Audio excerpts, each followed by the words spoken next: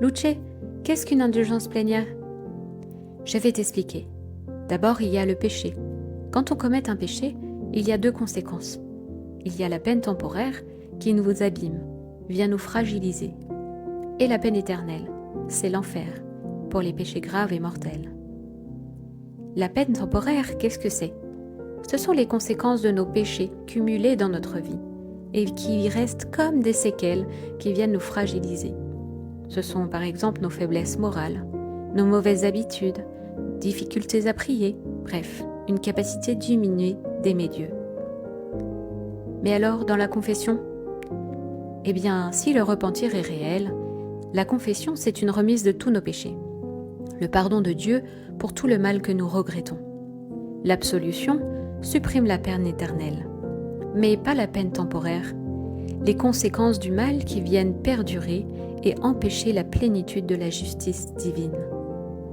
Les pénitences, nos actes de charité, les jeûnes, nos épreuves providentielles réparent partiellement cette peine temporaire, mais pas totalement.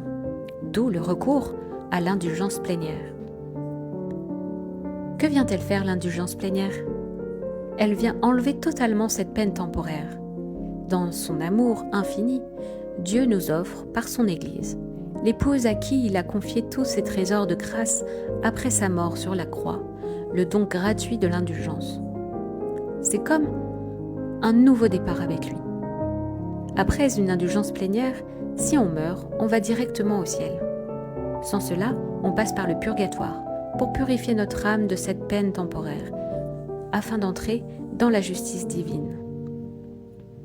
Alors pourquoi recevoir l'indulgence plénière? Eh bien, l'année jubilaire est un temps exceptionnel de grâce et de miséricorde, une occasion à saisir aujourd'hui pour se réconcilier avec Dieu et nous-mêmes. C'est prendre un nouveau départ, ou un ascenseur pour notre vie, un booster d'âme.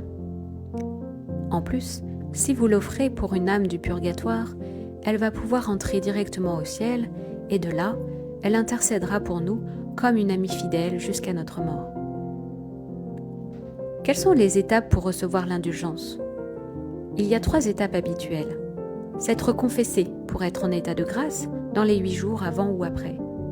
Avoir communié au corps du Christ lors d'une messe. Et prier aux intentions du pape.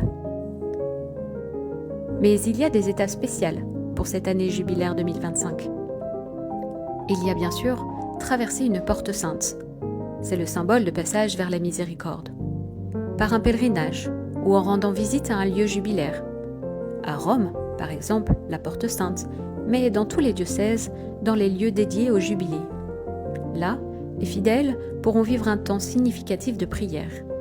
Une messe, une adoration, un chemin de croix, un chapelet, et finir le temps de prière par le credo et le Notre Père.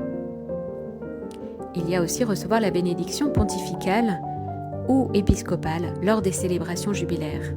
Cela peut être via les médias.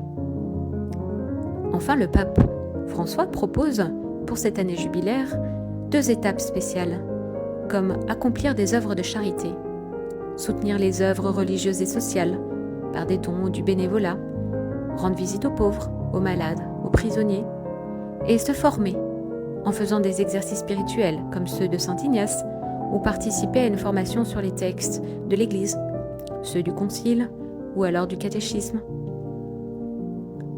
Voilà, tu sais tout. Bonne année jubilaire dans l'espérance.